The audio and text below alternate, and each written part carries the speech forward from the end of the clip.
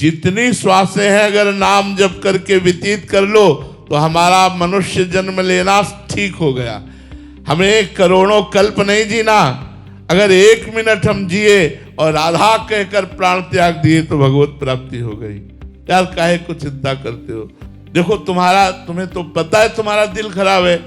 जिनके दिल नहीं खराब होते हैं उनका क्षण में अटैक हो जाता है, नहीं हो जाता? खा रहे हैं, कवल पूरा नहीं गया, गा रहे हैं, नाच रहे हैं और अटैक हो गया, अब चले। इसका नाम मृत्यु लोक है। यहाँ हम सब मरेंगे, आज नहीं तो कल। इसलिए तैयारी कर लो मरने की। जो पहले से तैयार न थे पछता कर चले गए। हम तुम सबको जाना है, जाने की तैयारी कर लो। रहे न रावण सम अभिमानी, हिरण्याकश्यप सम वरदानी। खान विभो की खान, जगत में कुछ दिन के मेहमान। भज लो श्री भगवान, जगत में कुछ दिन के मेहमान। सब यही पड़ा रह जाएगा। बस गुरु प्रदत्त नाम जप लो यार, बेड़ा पार हो जाएगा। हम आपसे सच्ची कहते हैं, हम ऐसे मस्त रहते हैं पूछो मत। हमारी मस्ती ही तो तुम्हें घसीट के लाई है। भयानक कष्ट की स्थिति में भी हम आनंदित रहते हैं। क्यों? क्योंकि हम परमात्मा की शरण में हैं, हम उनका नाम जप करते हैं, उनके आश्रित हैं। इसलिए मेरा हृदय शीतल रहता है, उमंग रहती, उमंग उत्साह रहता है। अगर ये उत्साह नष्ट हो जाए तो अभी हम बोलने लायक नहीं है। हम आपको भी यही कहते हैं, उसकी शरण में हो जाओ और जितनी श्वासें नाम जप करो। मरना अगर तुम्हें अकेले होता तो हम भगवान से विरोध कर देते कि इसे ही क्यों मारते हो। लेकिन मरना एक यहाँ का धर्म है, जन्मना धर्म है, पोषण होना धर्म है, तो मरना भी धर्म है। 3 सृष्टि के कार्य चलते रहते, सृजन, पालन और संहार। ये तीनों कार्य बराबर चलते रहते हैं और ये हमारे परमात्मा का कार्य है, ये कभी बंद होने वाला नहीं। वो भी आए तो अंतर ध्यान की लीला की, वो भी आए तो यहाँ से गए। इसलिए हम सबको जाना है। इस पे क्या चिंता करना है यार? चिंता इसलिए करते हो कि तुमने भगवान का भजन नहीं किया। पत्नी, पुत्र, परिवार, धन, संपत्ति, मकान से प्यार किया, वो छूट जाएगा, इस बात की चिंता है। नहीं तो अगर भगवान से प्यार करो तो मरने से सब जग डरा, मेरो मन आनंद, कब मरी हो कब भेटी हो पूरन परमानंद। मस्ती यार तो लोग लेना ही नहीं जानते। अगर मस्ती लेना जानते हो, नाम जपना शुरू कर दो, देख लो क्या मस्ती आती है। मृत्यु भी महोत्सव नजर आता है।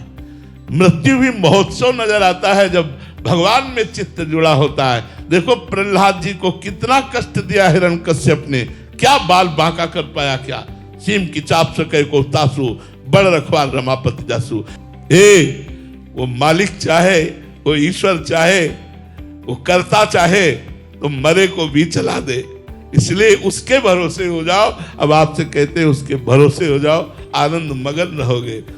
हाँ, सुबह से दिनचर्या चल रही है, सुबह से दिनचर्या, वहां सत्संग, ये बात उनसे बात, एक स्वस्थ आदमी जैसी पूरी दिनचर्या चल रही, वो भगवान के बल से। इसलिए आप लोग निराश मत होइए, खूब नाम जप कीजिए। चाहे जिसका शरीर रोगी हो, हमारे कर्मों का फल है, उसे हम भोग लेते हैं और भगवान का नाम जप करके भगवान को प्राप्त होते हैं। महाराज जी, साधक को प्रतिकूलताओं से भय लगता है महाराज जी, मतलब प्रतिकूलता आएगी, मृत्यु का भय आएगा। प्रतिकूलता से इसलिए भय लगता है कि अनुकूलता से राग है, इसलिए भय लगता है।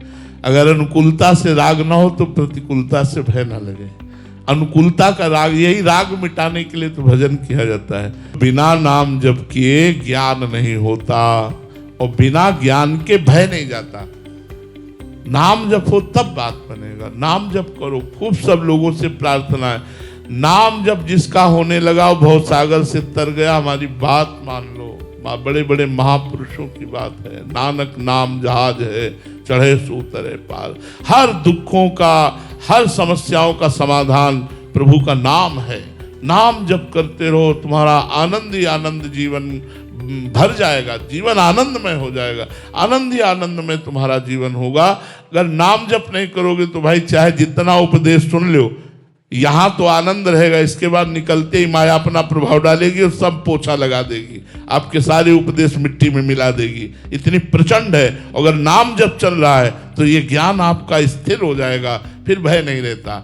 मरना तो है यार देखो, तुम इस बात से दुखी हो, हमारे राष्ट्र के सैनिकों को देखो, स्वस्थ हैं, परिवार है, बच्चा है, और राष्ट्र की बॉर्डर पर खड़े हैं और पता है कभी भी किसी भी समय गोली लग सकती है, कभी किसी समय कोई खतरा हो सकता है, लेकिन वीर बहादुर मुझ तान करके राष्ट्र के लिए अपने प्राणों का बलिदान करने के लिए शौक से घूमते हैं, शौक से, निराश या भयभीत होकर नहीं, दहाड़ करके, ललकार करके और शत्रुओं को मारते हैं और या तो वीर गति को प्राप्त होते हैं। यार मरने से इतना क्या डरना, मरने से इतना क्या डरना, जब एक बार मरना ही है, 100 बार तो मरना नहीं है, एक बार मरना है, तो यार मरना तो है ही जब निश्चित, तो फिर डरना क्या।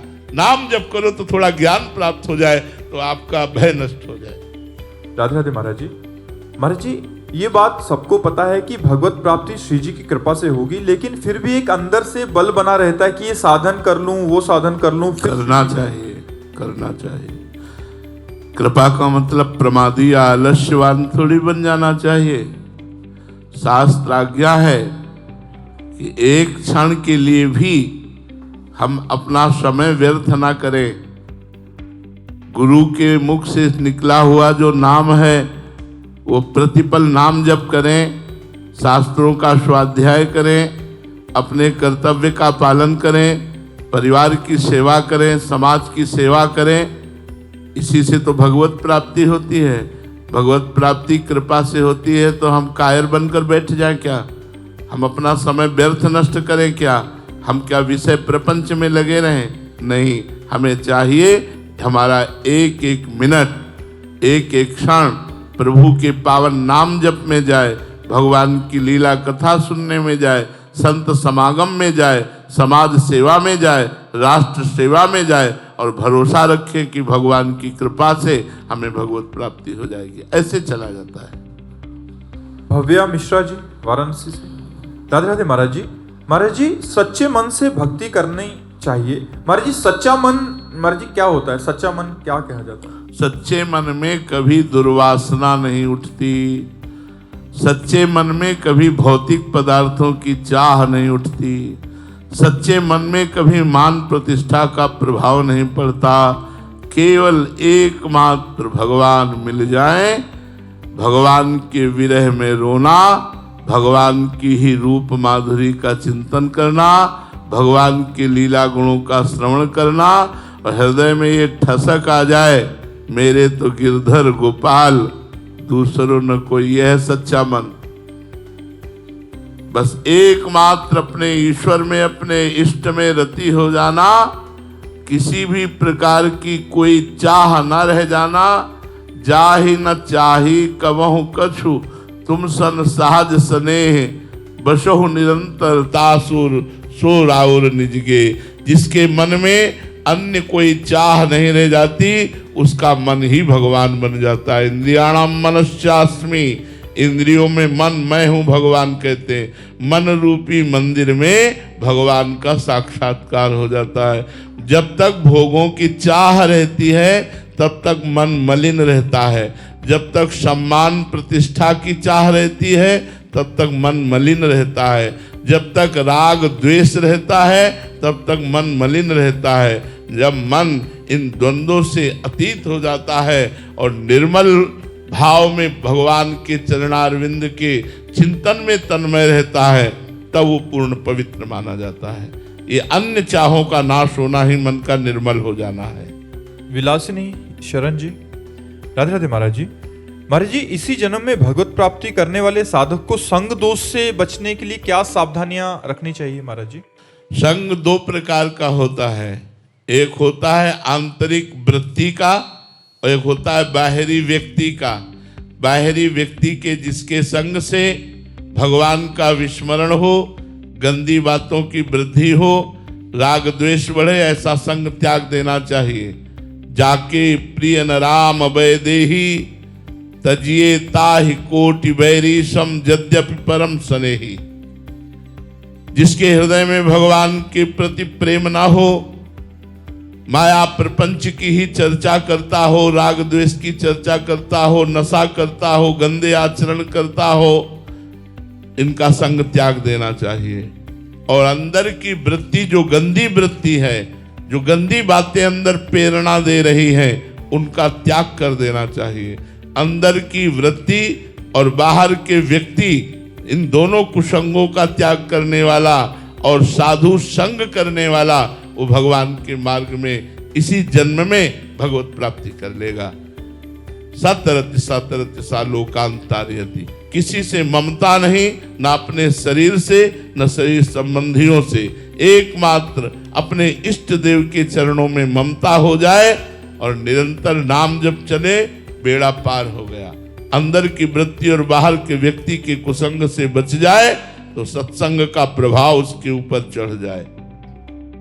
मदन दवनी सखी जी लखनऊ से। राधे राधे महाराज जी। महाराज जी, साधक के लिए सबसे घातक अपराध कौन सा है जिससे भक्ति नष्ट होती? वैष्णव अपराध, साधु अपराध, इससे बड़ा कोई घातक अपराध नहीं है। यदि संसार में कोई पाप बनता है तो तीर्थों का अवगाहन करने से पाप नष्ट हो जाते हैं।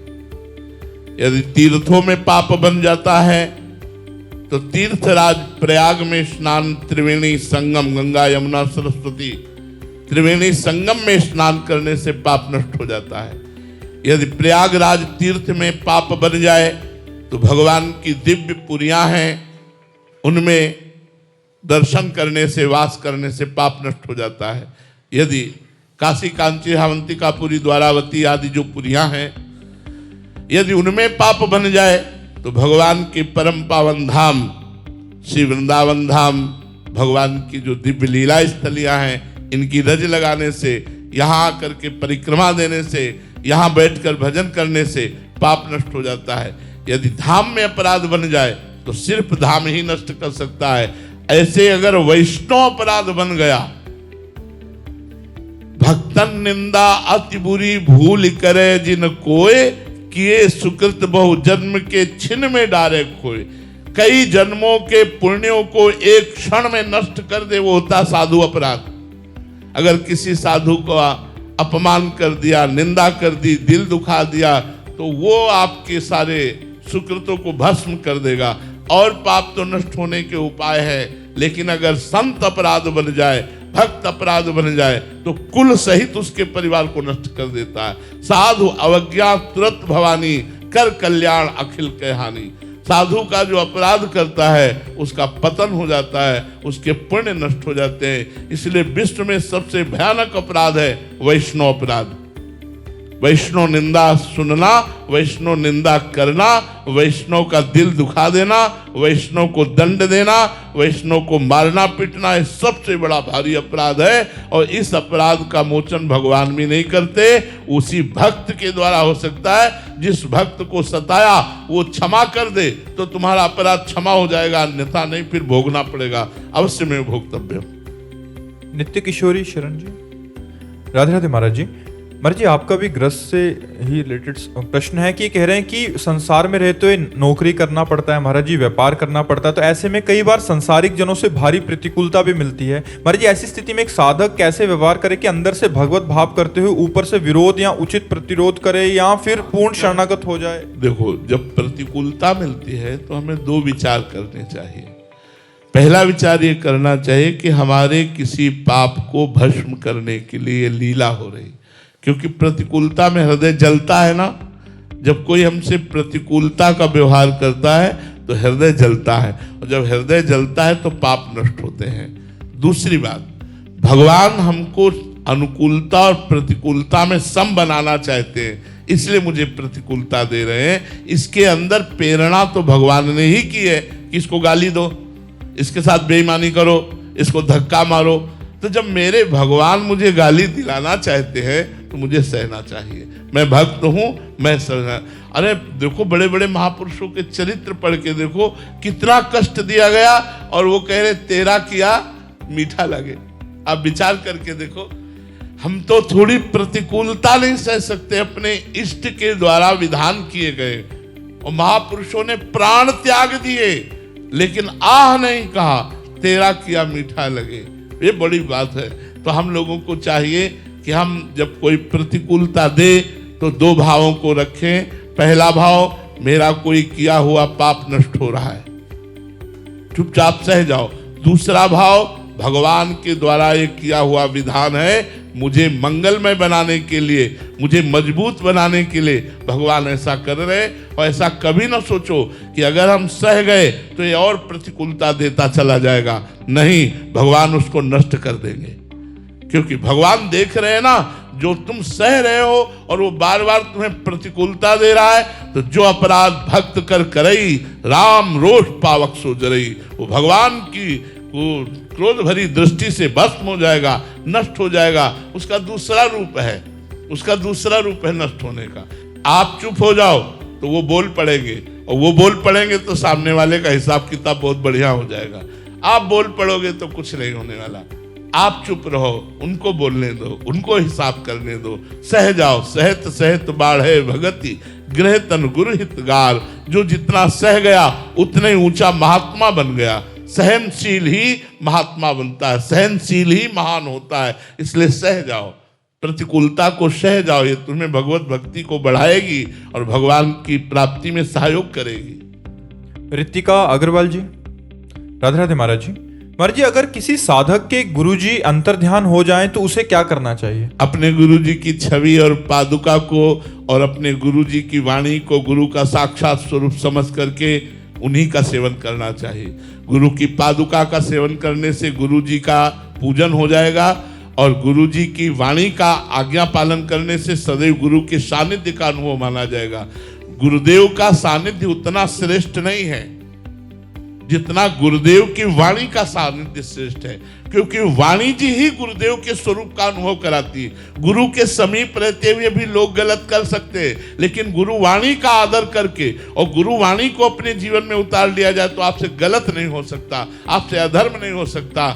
गुरु के समीप रहकर आप मनमानी आचरण करके नरक जा सकते हैं, लेकिन गुरु वाणी का आदर करके गुरु वाणी की आज्ञा का पालन किया जाए तो वो परम पद को प्राप्त होगा। इसलिए हमें लगता है जिनके गुरु अंतर्ध्यान हो गए अपने गुरु वाणी को गुरुदेव माने, गुरु की पादुका का पूजन करें और गुरुदेव की ही आज्ञा के अनुसार चले, तो उनको किसी और गुरु बनाने की जरूरत नहीं है। एक ही गुरु से परम मंगल हो जाएगा। डॉक्टर ऋचा झा जी, तमिलनाडु से। राधे राधे महाराज जी। महाराज जी, ग्रस्त जीवन हमें अधिक से अधिक संग्रह और सामर्थ्य बढ़ाने की प्रेरणा देता है, जबकि भक्ति मार्ग त्याग, दान और समर्पण का मार्ग दिखाता है। ऐसे में ग्रस्त की महत्वाकांक्षाओं और भक्ति की शरणागति के बीच में संतुलन कैसे साधा जाए? बिल्कुल बिल्कुल, बहुत अच्छी तरह से किया जा सकता है। जैसे हमें अपनी श्री जी की सेवा के लिए रोज नई पोशाक चाहिए, हमें अपने श्री जी की सेवा के लिए नवीन नवीन सुंदर भोग चाहिए, हमें अपनी श्री जी की सेवा के लिए इत्र चाहिए, अपने श्री जी की सेवा के लिए पुष्प चाहिए, हमारी श्री जी की सेवा के लिए गान बजान चाहिए, सुंदर राग रागिनियों के द्वारा उनको हम रिझाएं।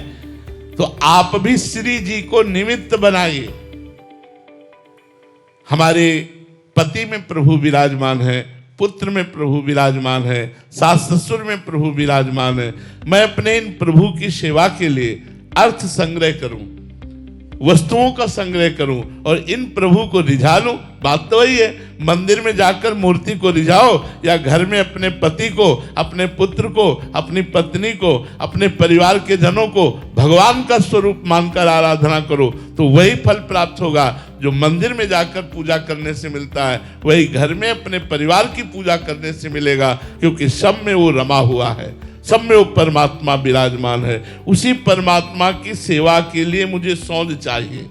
हम फंसते तब हैं जब भोग भोगने के लिए चाहिए, जब अपनी वासनाओं की पूर्ति के लिए तो हम फंसते हैं। अगर पूजा के लिए, तो पूजा की सामग्री वो फंसाती नहीं है, वो तो मुक्त करती है। तो हमारे घर में अतिथि आवे, हमारे घर में परिवार के जो सदस्य हैं उन सबकी पूजा के लिए वस्त्र चाहिए, भोजन चाहिए, रुपया चाहिए। तो हम अच्छे धर्म रूपी कर्म करके धन कमाएं और अपने परिवार का पोषण करते हुए भगवान का नाम स्मरण करें, तो हमारी पूजा पक्की। क्या परेशानी? कोई परेशानी नहीं। क्या हम अपनी श्री जी के लिए संग्रह नहीं करते? कल श्री जी को ये पोशाक पहनाएंगे, कल श्री जी को ये इत्र लगाएंगे। त्याग करना है निज वासनाओं की पूर्ति का, हमें ये भोगना है, इस बात का त्याग करना है। लेकिन हमारे परिवार रूपी भगवान को, हमारे आए हुए अतिथि रूपी भगवान को, संत भगवान को, समाज रूपी भगवान को अगर हमें सेवा करनी तो हमें अर्थ चाहिए, हमें सामग्री चाहिए, उसके लिए हम नौकरी व्यापार कुछ भी करें और सुंदर अच्छे ढंग से अर्थ कमाकर परिवार की सेवा करें, यही पूजा होगी। तुम्हारे लिए और कोई पूजा नहीं, यही पूजा होगी। नाम जप करो और अपने परिवार की सेवा करो, और सेवा के लिए जो सामग्री है उसका संग्रह करना, वो संग्रह नहीं है जो आपका पतन करेगा, ये वो संग्रह है जो आपका उत्थान करेगा, आपकी भक्ति बढ़ाएगा। आंचल जी पंजाब से, राधे राधे महाराज जी। महाराज जी, सच्चा समर्पण क्या है? मुझे कैसे पता चलेगा कि मेरा समर्पण वास्तविकता में है? सारा खेल इस मन का है, सारा खेल इस मन का है। मन का समर्पित हो जाना ही सच्चा समर्पण है। और भाई, मन समर्पित होना बहुत कठिन बात है। ये हम अपने ही जीवन की तो अनुभव की बात बता सकते हैं। बचपन से लेकर के 13 वर्ष की अवस्था से लेकर आज तक इसी योद्धा से लड़ाई हो रही है, अब भी हो रही है। इसी योद्धा से लड़ाई हो रही, मन रूपी योद्धा से। कितनी बार धोबिया पछाड़ इसने मारा और कितनी बार हमने मारा, लेकिन अभी फाइनल पे नहीं है। अब भी युद्ध प्रारंभ है, जैसा हुआ था वैसे ही चल रहा है, अब भी चल रहा है। समर्पण मन का, विषया अभिलाषा का त्याग ही मोक्ष पद पर चलना है, अध्यात्म पर चलना है। विषय शून्य मन सच्चा समर्पण है। विषय अभिलाषा ही ये संसारिकता है, ये बंधन है, यही माया है। और मन का विषय अभिलाषिता शून्य कर देना, कामना रहित कर देना बहुत कठिन बात है। हम जागृत में संभालते हैं, लेकिन स्वप्न में असलियत मन का स्वरूप समझ में आता है, क्योंकि स्वप्न में केवल मनोराज्य होता है, इसी का तो सारा का सारा पदार्थ। अगर आपका स्वप्न भी विषय अभिलाषिता शून्य है तो आपकी समर्पण वृत्ति ठीक जा रही है। और अगर स्वप्न दूषित है तो अभी सूक्ष्म शरीर पर आपकी साधना का प्रभाव नहीं पड़ रहा। मन का सावई मना कृष्ण पदारविंद हो, मन का भगवान के चरणारविंद में विषय अभिलाषा शून्य होकर लग जाना, यही सच्चा समर्पण है। देखो, मन को विषय भोग देते हुए भजन करना, ये तो चलेगा। कहोगे तो अगरबत्ती भी लगाएगा, कहोगे तो मंजीरा भी बजाएगा, लेकिन विषय अभिलाषा शून्य करके भजन कराना, ये सब लोग बैठे हो, सब लोग बैठे हो, कुछ न कुछ साधन भक्ति कर ही रहे हो, तभी यहाँ आए हो। बिना पुण्य पुंज बिन मिले न संता। लेकिन जो हम बात कह रहे हैं वो छाती की बात कह रहे हैं। विषय अभिलाषा शून्य निर्विषय करके भगवान में लगाना बहुत कठिन, बहुत कठिन, बहुत कठिन। यह ऐसा योद्धा है कि बड़े बड़ों को छाचित्र पछाड़ता है, बड़े बड़ों को छाचित्र पछाड़ता है। महावीर कौन जो मन को परास्त कर दे, परमार्थी कौन जो मन को निर्विषय कर दे। बहुत कठिन बात है। शायद है हमारी बात कोई समझ पा रहा हो। ये बात कोई साधक ही हमारी बात समझ सकता है कि जिस समय मन विषय अभिलाषा से युक्त हो और उसको विषय ना दे करके भगवत चरणारविंद की तरफ बढ़ाओ, फिर जब वो ताल ठोक के विरोध करता है मन। अभी आपने मन का विरोध देखा कहाँ है? यहाँ पूरी जिंदगी हुई जा रही उसी का विरोध करते हुए आज भी। तभी कहा कि जैसा युद्ध प्रारंभ हुआ था वैसा ही चल रहा है, आज भी चल रहा है। और शायद मरते दम तक हम ये नहीं कह पाएंगे कि विजय श्री मिली। वो भगवान बोलेंगे, हम नहीं बोल पाएंगे। हम तो यही बोलेंगे कि हम तो केवल सहारे पर चल रहे हैं, युद्ध का फाइनल तो भगवान जाने। युद्ध तो चल रहा है, अब भी चल रहा है। पूरे जीवन संभालते संभालते इसे व्यतीत हो रहा है, और चूक हो जाए तो जैसे नाली का कीड़ा नाली में जाता है, ऐसे भागता है। इससे बड़ा धोखेबाज, इससे बड़ा चालबाज, इससे बड़ा बलवान कोई नहीं है। मर्जी आप कहते हैं बैलेंस बना के चलना, इसका क्या तात्पर्य? बैलेंस बनाने के मन ने कहा कि आज ये खा लिया जाए, खा लिया, आज ये भोग लिया जाए, भोग लिया जाए, तो जाओ मंदिर भी तुम्हें ले जाएगा, वृंदावन भी लाएगा, तुमसे आरती पूजा भी करवा लेगा, क्योंकि वो जो चाहता है वो तुम कर रहे हो। जिस दिन वो जो चाहे तुम ना करो और जो शास्त्र कहते हैं, गुरु कहते हैं, वैसा केवल चलो, तब तुम्हें समझ में आएगा मन किसे कहते हैं। तब समझ में आएगा मन किसे कहते हैं। यम ही न व्यथिन्ते ते पुरुषम पुरुषर्षभ सम दुखा सुखाधीरम स्वमृतत्वाय कल्पते। जो मन के द्वारा दी हुई मार को सह जाए, लाठी की मार सह सकते हैं, मन की मार सहना बहुत बड़ी बात है। जो बहादुर हालात घूसों की मार, डंडों की मार सहने के लिए तैयार है, वो मन की मार नहीं। यम ही नवे ते पुरुषम पुरुषर्षभ सम दुखा सुखाधीरम स्वमृतत्वाय कल्पते। मन को जिसने मार दिया, मार देने का मतलब निर्विषय कर दिया। मन मार्या तन बस में कीन्हा, हुआ भरम सब दूर, बाहर से कछ दिखत नाही, अंदर चमके नूर। आपो त्याग जगत में बैठे नहीं किसी से काम, उनमें तो कछु अंतर नहीं, संत कहो चाहे राम। अगर मन को निर्विषय करके भगवान में लगा दिया तो भगवान तुम्हारी चरण रेणु लेने के लिए लालायित है। जिनके लिए महिमा गाई गई शास्त्रों में, जिनके वेद नेति नेति कहते हैं, वो कह रहे हैं निरपेक्षम मुनिम शांतम निर्वैरम समदर्शनम अनुब्रजाम्यहम नित्यम पुयत्यंगुरेण भी। जो किसी भी विषय की, व्यक्ति की, वस्तु की, स्थान की अपेक्षा नहीं रखते, निरपेक्ष है और निरंतर मननशील है, भगवत चिंतन परायण है, शांत है। कोई भी द्वंद्व जिनको अशांत नहीं कर पाता, मान अपमान सुख दुख लाभ हानि निंदा स्तुति, और कभी किसी से वैर जो नहीं करते, अजात शत्रु हैं जो, निर्वैरम और सम दर्शनम, सब जगह एक परमात्मा को देखते हैं। ऐसे संतों के पीछे मैं इसलिए डोलता हूं कि उनकी चरण रज मेरे ऊपर पड़ जाए और मैं पवित्र हो जाऊं। अनुब्रजाम्यहम नित्यम पुयत्यंगुरेण भी, निरपेक्षम, किसी की अपेक्षा नहीं। बहुत बड़ी बात है भाई, बहुत बड़ी बात है।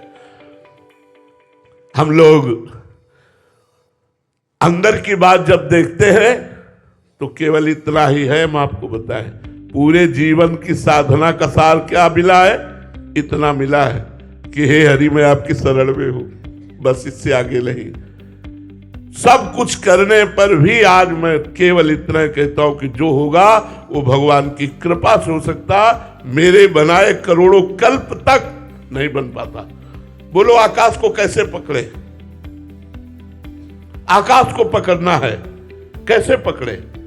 अब वो आकाश ही कृपा करके हाथ लग जाए तो बात बन जाए, नहीं अपनी सामर्थ्य नहीं। ऐसे समझो हमारी हालत है कि हम उस अव्यक्त परमात्मा को जो कण कण में व्याप्त है कैसे प्राप्त कर सकते हैं? जब तक उसकी कृपा ना हो तब तक ये मन विषया विलासा में ऐसे लगा हुआ है, कैसे तुम्हें बताए। दिन भर खींचते रहो अपनी तरफ और एक सेकंड का अवसर मिल गया फिर वहीं गिर गया जाके, तो बड़ी ग्लानि होती कि यार धिक्कार ऐसे मन को कि शास्त्र श्रवण, गीता भागवत नाना प्रकार के वेद पुराण शास्त्रों का श्रवण करने पर भी, ये जानने पर भी कि ये सब मिथ्या है, सच्चिदानंद सुख भगवान है, फिर भी ये भगवान की तरफ जाकर विषयों की तरफ जाता है। तो सच्ची साधना का, सच्ची शरणागति का फल है मन का भगवान में समर्पित हो जाना, मन का निरंतर भगवान में चिंतन करना, निर्विषय होकर। शर्त है निर्विषय होकर। बहुत कठिन है, बहुत कठिन है। हम कह रहे हैं इसलिए कि उस मार्ग पर चल रहे त्राहिमाम त्राहिमाम। ये मन जो व्यथा देता है, अच्छे अच्छे परास्त हो जाते हैं और इसीलिए फिर विषयों का बैलेंस बना लेते हैं। लेकिन ताल ठोक कर निर्विषय होकर भगवत मार्ग में चलना बहुत कठिन है। भगवान की कृपा, गुरु कृपा से ही निर्वाह हो सकता है, नहीं और सब बहुत सरल है सब। लेकिन मन को इच्छा रहित करके भगवान में लगाना सबसे कठिन बात है और यही सच्ची शरणागति है। मन को मारना ही पड़ेगा महाराज जी। बिल्कुल, बिना इसको निर्विषय किए कोई भगवान को प्राप्त नहीं कर सकता। बिना निर्विषय जा ही न चाही कबों कछु, तुम सन सहज स्नेह। बसो निरंतर तासुर सोराउर निजगे। इसीलिए कह रहे लड़ाई के चक्कर में मत पड़ो, राधा राधा कहो। कलयुग केवल नाम आधारा, सुमिर सुमिर नर उतरे पारा। अब हम लोगों को तैयार किया गया है, हजारों के कल्याण के लिए खुली तुम्हें बात कह रहे हैं, तुमको इतना कष्ट नहीं सहना पड़ेगा। संतों को भगवान तैयार करते हैं, अपने पार्षदों को, कि लाखों को करोड़ों को भगवत धाम पहुंचाया जाए। इसलिए उनको जला करके, सोना जितना तपाया जाता है उतना ही चमकता है। धार तभी बनती जब घन का प्रहार होता है। मिट्टी पात्र तभी बनती जब पैरों से रौंद कर, कूट करके, मसल करके एक भी कण उसमें कहीं कठोर न रह जाए, एकदम मलाई जैसी, तब चाक पे रख करके उसको आकार देकर सूर्य के ताप से तपाकर अग्नि की ज्वाला में पकाकर तब रस ग्रहण योग्य वो पात्र बनता है।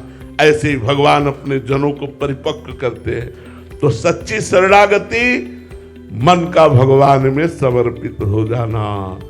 मन का समर्पित होता है सकल कामनाहीन जे राम भगति रसलीन। और कामनाहीन, मन तुम्हारा कह दे कि आज समोसा चटनी पाना है, अब देखो उसकी चाल, हर 2 मिनट में कहेगा आज समोसा चटनी पाना। नहीं यार, भजन करो। अब वो समोसा पूरा सामने आ गया, चटनी आ गई, जबान में स्वाद आ गया। ऐसा ये है कि जब तक इसकी बात नहीं मानोगे खोपड़ी खा लेगा, खोपड़ी। आखिरकार बुद्धि को दस्तखत करना ही पड़ता। चलो भैया, वीर वही है जो ना ना ना, अब कर ले तुझे जो कुछ करना हो। और ये वो वही कर सकता है जिसने जलना सीखा, जलना। यम ही न व्यथयन्ते ते पुरुषम पुरुषर्षभ। ये कोई साधारण प्रवचन की बात नहीं कह रहा हूं, ये छाती की बात कह रहा हूं, जिसपे चल रहा हूं और जिसपे चले हैं। बहुत कठिन बात है स्त्री के संसर्ग के आकर्षण का त्याग करना, रुपए की जो अंदर महत्व बुद्धि बैठी उसका त्याग करना, मान प्रतिष्ठा की जो महत्व बुद्धि बैठी उसका त्याग करना। अरे वही जानता जो त्याग किए भाई। प्रवचन बात अलग, छाती की बात पूछो, वही जानता है जो इन संसर्गों का त्याग करके चलता है। छाती चलनी है, चलनी जैसे गोली से चलनी होती है ना, ऐसे मन की मार से चलनी हो चुकी है। बस त्राहिमाम है कि भगवान संभालते रहना, आखिरी श्वास तक आपके ही सहारे, संभालते रहना। ऐसे चला शून्य, जैसे दीवाल की घड़ी से हटा लो तो मिनट की सुई मिनट में, घंटे की सुई घंटे में, सेकंड की सुई सेकंड में। इसे कहते 24 घंटे भजन। भगवदाकार वृत्ति, कहा कर भगवदाकार वृत्ति। अरे जरा प्रपंच शून्य होकर मन को भगवान में लगा के दिखाओ, तब बात समझ में आवे, तब समझ पाओगे कि भगवदानंद किसे कहते हैं। बड़ा कठिन है भगवदानंद। इसीलिए हम कहते हैं राधा राधा जपो, अपने कर्तव्य का पालन करो, उत्तम भोग लगाकर भगवान को प्रसाद पाओ और नाम जप करो, परोपकार करो, किसी का मंगल न करो, कोई नशा न करो, इतने से काम बन जाएगा। महाराज जी, साधक के हृदय की बात तो आप जानते हैं। महाराज जी, कभी तो ऐसा लगता है कि मतलब अभी थोड़ा बात बन रहा है, मन काबू में आ रहा है, फिर कुछ इस दुष्ट मन का कोई भरोसा नहीं। ये 1 मिनट में तुमको ब्रह्म साक्षात्कार बता देगा और दूसरे मिनट में विषयों में फंसा देगा। इसलिए मन पर विश्वास कभी नहीं करना चाहिए। और मन जब तक भगवान को न प्राप्त हो जाए तब तक ये विजयी नहीं माना जाता, साधक विजयी नहीं माना। 24 घंटे में 1 सेकेंड के लिए भी विषय चिंतन न होना, ये विजय श्री का पताका है।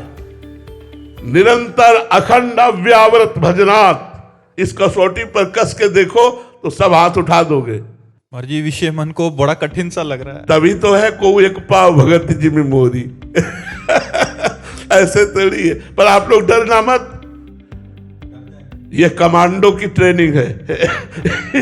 ये हम लोगों को कमांडो की ट्रेनिंग है कि दुश्मन को देखते ही उड़ा दो।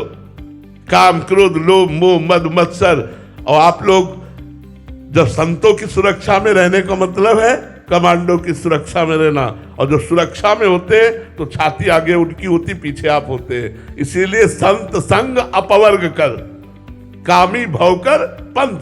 संतों का संग सीधा मोक्ष द्वार, क्यों? क्योंकि भगवान ने उनको तैयार किया है, उनको कूट कूट कर ऐसा तैयार किया कि लाखों को भगवत धाम पहुंचा सकते हैं। इसलिए तुम डरो मत, तुम तो उनकी शरण में रहो, तुम तो उनकी सुरक्षा में रहो, तुम तो उनके आज्ञा उपदेश में रहो, तो तुम्हारा मंगल हो जाएगा। श्री राधा वल्लभ लाल की